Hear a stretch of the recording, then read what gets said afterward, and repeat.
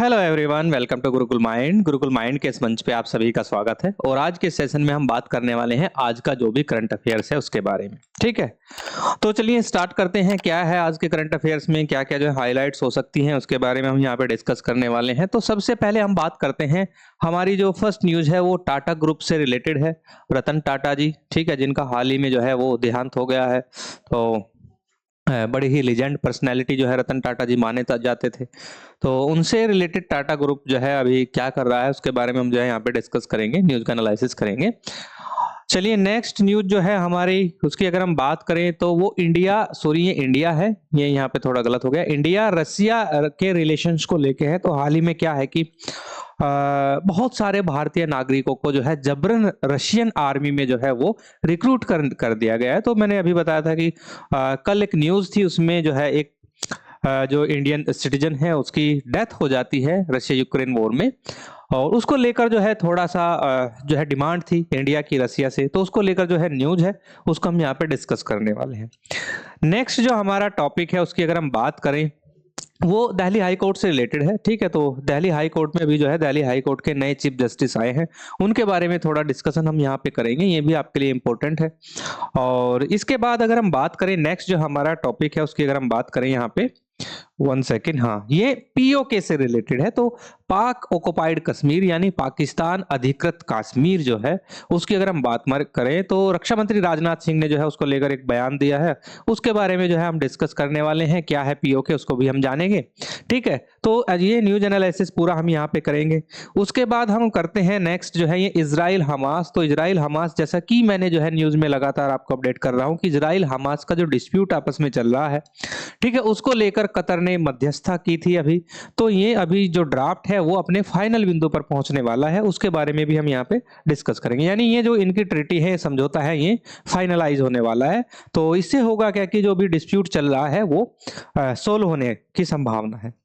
Next अगर हम बात करें यहाँ पे, तो नेक्स्ट न्यूज जो है वो बांग्लादेश से है। तो बांग्लादेश की अगर हम बात करें तो बांग्लादेश में जो शेख हसीना है, प्रधानमंत्री हैं, उनको बांग्लादेश से निर्वासित कर दिया गया है। वहाँ पे स्टूडेंट की मूवमेंट चली थी और शेख हसीना को निर्वासित होना पड़ा। उसके बाद जो है प्रसिद्ध अर्थशास्त्री मोहम्मद यूनुस, उनको वहां का इंटरिम गवर्नमेंट का हेड यानी प्राइम मिनिस्टर जो है नियुक्त किया गया था।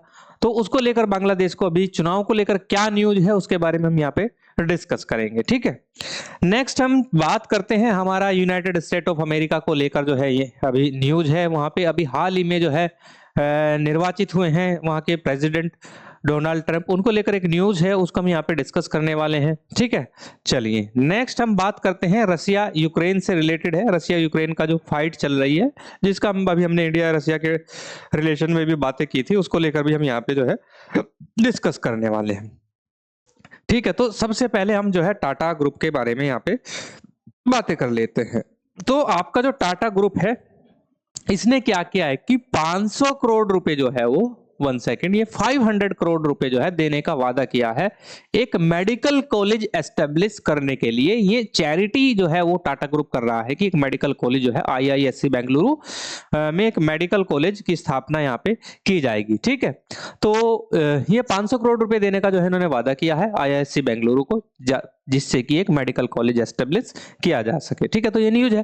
टाटा समूह और भारतीय विज्ञान संस्थान ने बेंगलुरु में आईआईएससी परिसर में टाटा आईआईएससी मेडिकल स्कूल की स्थापना के लिए महत्वपूर्ण साझेदारी की घोषणा की है। साझेदारी ये है कि उसको एस्टेब्लिश करने के लिए 500 करोड़ रुपीस का जो डोनेशन है, जो चैरिटी है, उसको टाटा देगा और उसके लिए जमीन और जो है उसको इंफ्रास्ट्रक्चर खड़ा करने के लिए उसके लिए जो जगह दी जाएगी वो IISc Indian institute of sciences Bengaluru का परिसर दिया जाएगा। वहीं पे जो है एक मेडिकल कॉलेज टाटा ग्रुप के जो है सहयोग से स्थापित किया जाएगा। ठीक है, इस सहयोग का उद्देश्य विज्ञान और इंजीनियरिंग में प्रगति के साथ नैदानिक अभ्यास को एकीकृत करके भारत में स्वास्थ्य देखभाल, शिक्षा और अनुसंधान में क्रांति लाना है। ये मेडिकल कॉलेज जो है वो चिकित्सीय देखभाल के साथ साथ जो है वो रिसर्च पर भी काम करेगा, यानी अनुसंधान पर भी काम करेगा, क्योंकि Indian institute of sciences Bengaluru जो है वो शोध संस्थान है।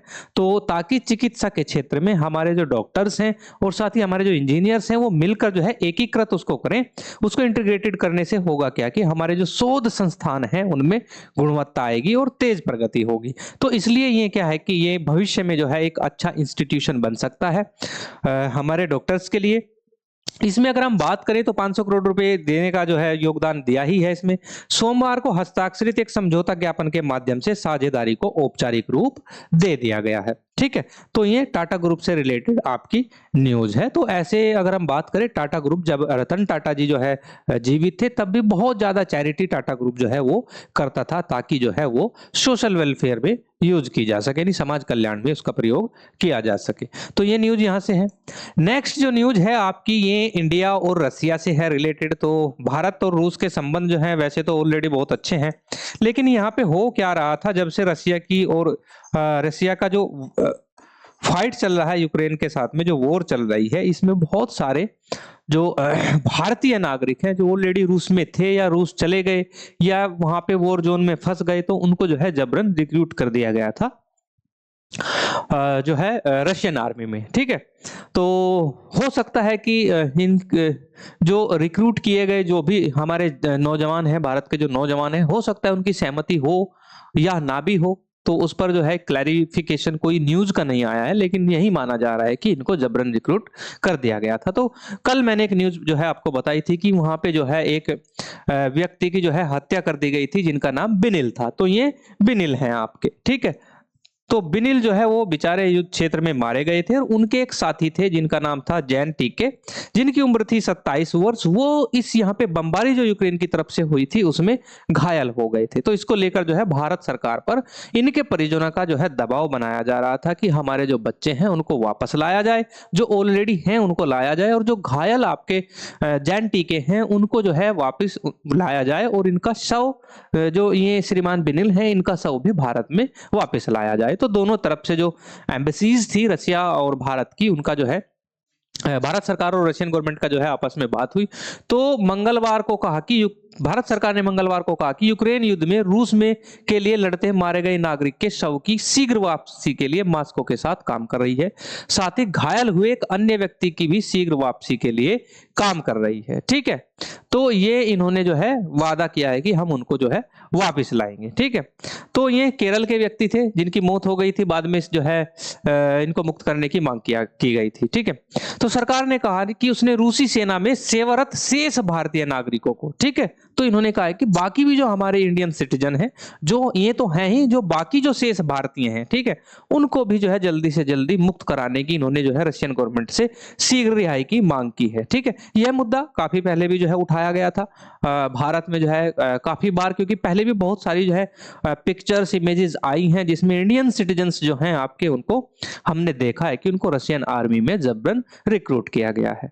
तो ये न्यूज उससे है। तो अभी हाल ही में जो बात हुई है वो बिनिल और जो आपके जैन टीके हैं उनकी जो है बातें हुई हैं। दोनों को जल्दी ही इनका जो है शव और वो जो घायल है उनको उपचार के लिए वापस जो है इंडिया बुलाया जाएगा, और बाकी जो शेष है उनको भी वापस लाया जाएगा। तो ये न्यूज है आपकी। ठीक है, चलिए नेक्स्ट चलते हैं। अभी ये जो न्यूज है आपकी, ये आपकी दिल्ली हाई कोर्ट से है। दिल्ली हाई कोर्ट में अभी हाल ही में नए चीफ जस्टिस यानी नए मुख्य न्यायाधीश जो है उनको नियुक्त किया गया है। ठीक है, वो कौन है? तो इसमें अगर हम बात करें तो ये देवेंद्र कुमार, जस्टिस देवेंद्र कुमार उपाध्याय हैं। इनको जो है दिल्ली हाई कोर्ट का नया चीफ जस्टिस रिक्रूट किया गया है। ठीक है, सॉरी अपॉइंट किया गया है, रिक्रूट तो खैर होते नहीं है। तो न्यायमूर्ति डी के उपाध्याय दिल्ली उच्च न्यायालय के मुख्य न्यायाधीश होंगे।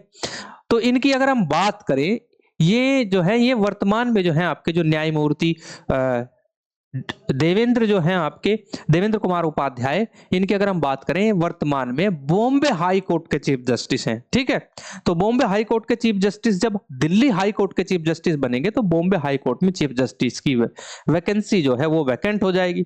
ठीक है, वो पद खाली हो जाएगा। तो उनकी जगह जो है बॉम्बे हाई कोर्ट में जो है आपके तेलंगाना हाई कोर्ट के न्यायमूर्ति आलोक अराधे, ठीक है, ये वर्तमान में क्या है, वो तेलंगाना हाई कोर्ट के जो है मुख्य न्यायाधीश है। इनको जो है शिफ्ट किया जाएगा कहां पे? बॉम्बे हाई कोर्ट में। ठीक है, तो इनको बॉम्बे हाई कोर्ट का मुख्य न्यायाधीश नियुक्त किया जाएगा। अब हम बात कर लेते हैं देवेंद्र कुमार उपाध्याय की। ये उत्तर प्रदेश के रहने वाले हैं। 1965 में ये जो है उत्तर प्रदेश के अंबेडकर नगर में इनका जन्म हुआ था। ठीक है, और फिर इन्होंने जो था बैचलर ऑफ लॉ किया और उसके बाद इन्होंने वकील के रूप में प्रोफेशन स्टार्ट किया। जो है इलाहाबाद हाई कोर्ट के अंदर। फिर उसके बाद क्या था कि वर्ष 2011 में इनको अस्थायी जज नियुक्त किया गया था इलाहाबाद उच्च न्यायालय का, और बाद में वर्ष 2013 में अगस्त 2013 में इनको स्थायी जज बना दिया गया था इलाहाबाद उच्च न्यायालय का। उसके बाद इनका एक लंबा जो है सफर इलाहाबाद उच्च न्यायालय में रहता है।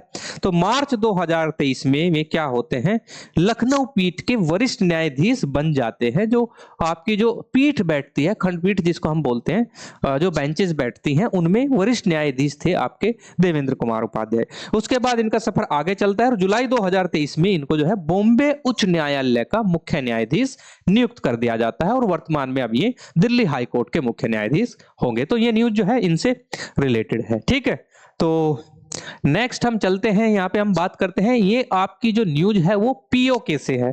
तो आपका पीओके यानी पाक ऑक्युपाइड कश्मीर यानी पाकिस्तान अधिकृत कश्मीर को राजनाथ सिंह ने बयान दिया है कि पीओके जो है वो पाकिस्तान के लिए एक विदेशी क्षेत्र है, यानी एक विदेशी क्षेत्र पर उन्होंने कब्जा किया हुआ है। ऐसा जो है रक्षा मंत्री यानी डिफेंस मिनिस्टर राजनाथ सिंह ने अखनूर में ये एक जो है संबोधन दे रहे थे, वहां पे जो है इन्होंने ये कहा। ठीक है, तो 22 इन्होंने कहा है कि जो पीओके है, पीओके को लेकर पाकिस्तान को वो आदेश मानना चाहिए जो 22 फरवरी 1994 को जो है किया गया था। तो इन्होंने इस आदेश की मांग की थी कि पाकिस्तान को भारतीय राज्य जम्मू और कश्मीर के उन क्षेत्रों को खाली करना होगा जिन पर उसने आक्रमण के माध्यम से कब्जा कर लिया है।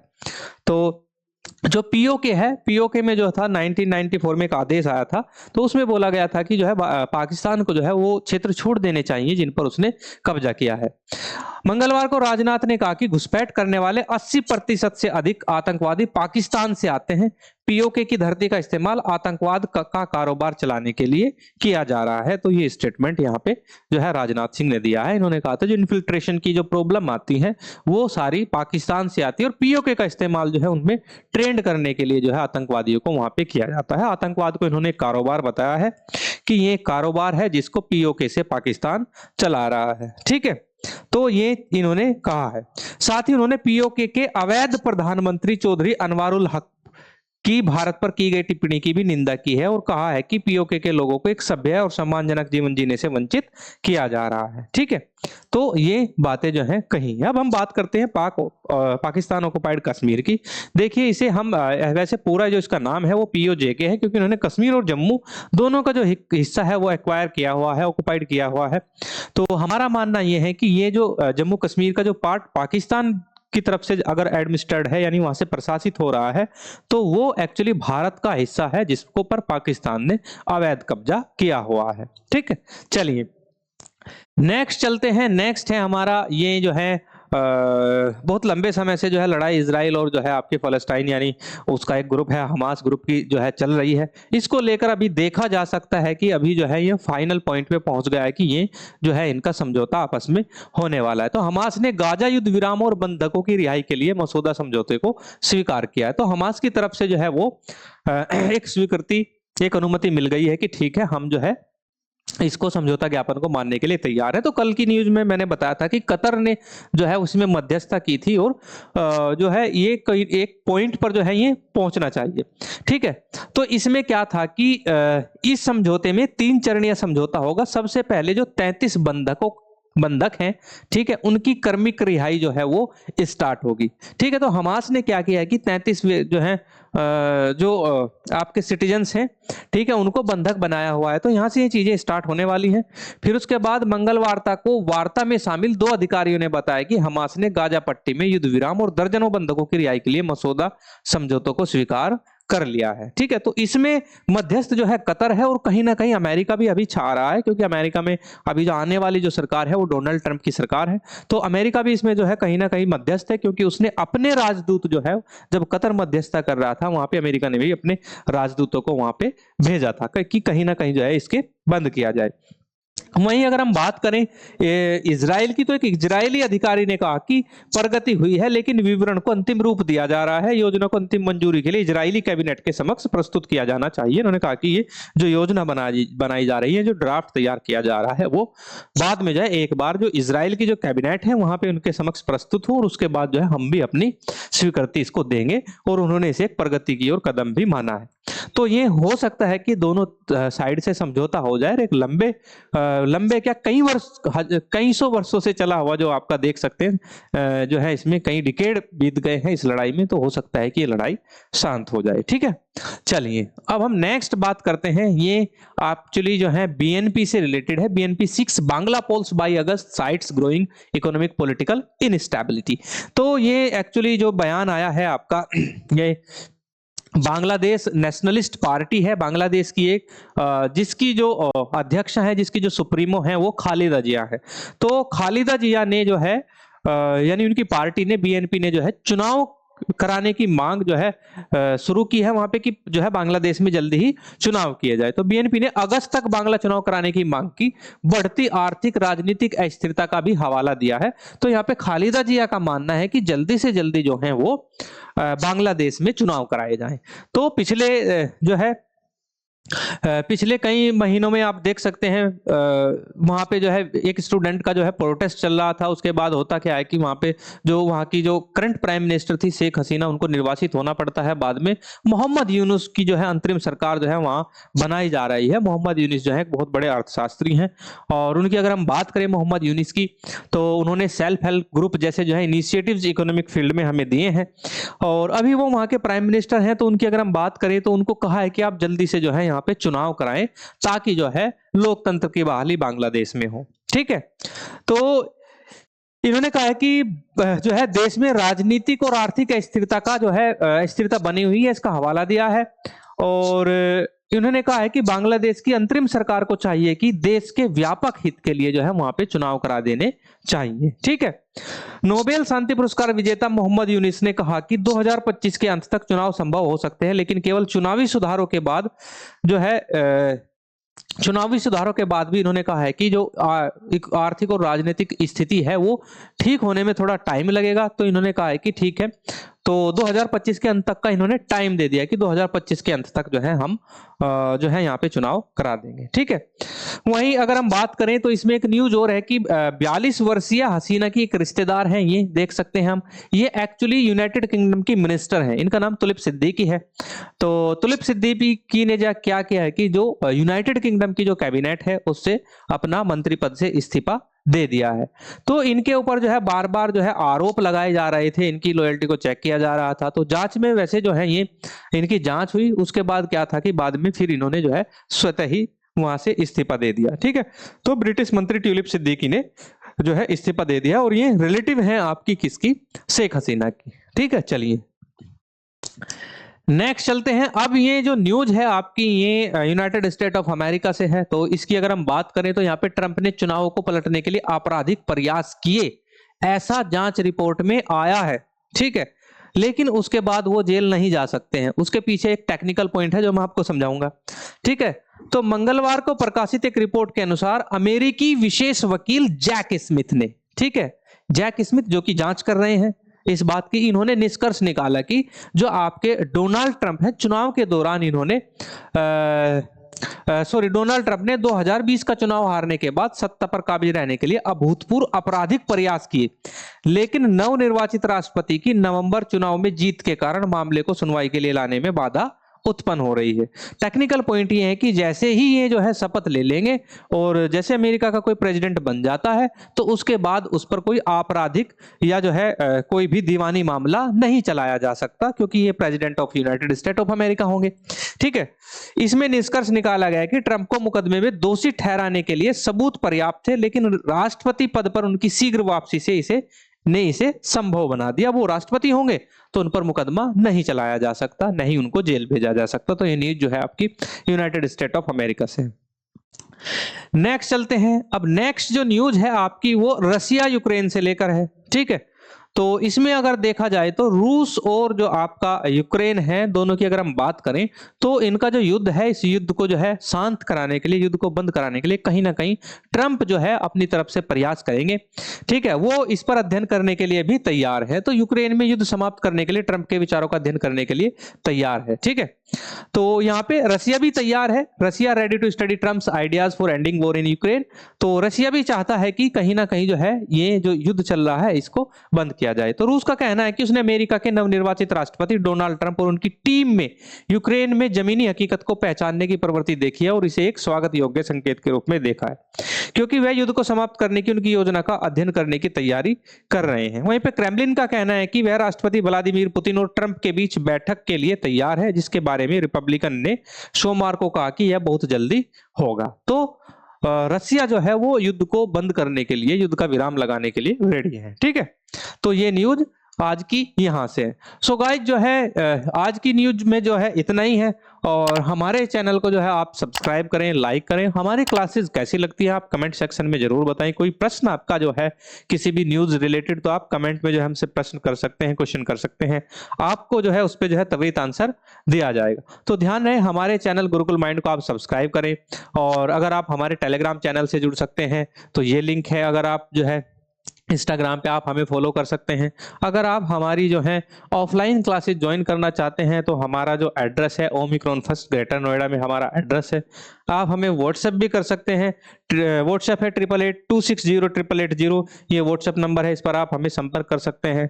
और हमारे वीडियोज और लेक्चर्स रिलेटेड कोई भी कंटेंट देखने के लिए तो आप क्या कर सकते हैं, हमारी जो वेबसाइट है www.gurukulmind.com, आप उस पर हमें विजिट कर सकते हैं। ठीक है, तो आज के लिए इतना ही, अब मुझे दीजिए इजाजत, धन्यवाद।